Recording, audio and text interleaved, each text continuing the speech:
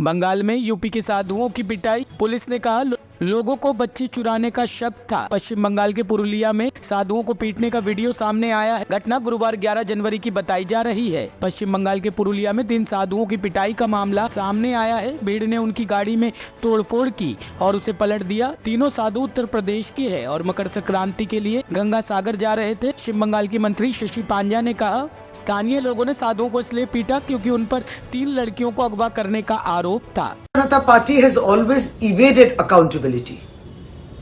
Amit Malviya is yet to answer as to why in UP BJP workers who were associated with the IT cell wing had raped somebody, but these rapists have yet not been removed from the wing and no action has been taken by BJP. No questions are raised either by Bharatiya Janata Party, the Bengal, in the state of Bengal, by its leaders.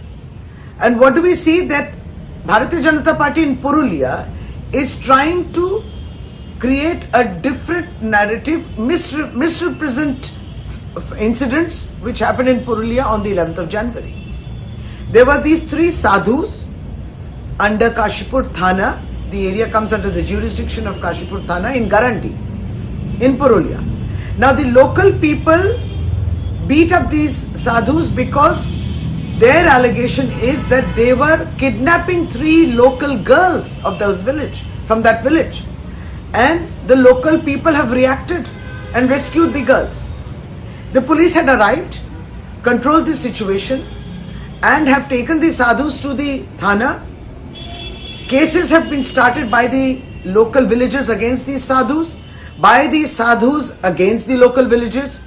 The situation is under control by the police. Investigation is on. But Bharatiya Janata Party leaders in Purulia, as is always, are trying to misrepresent and trying to again malign the entire incident. Bureau Report, Team ANN News.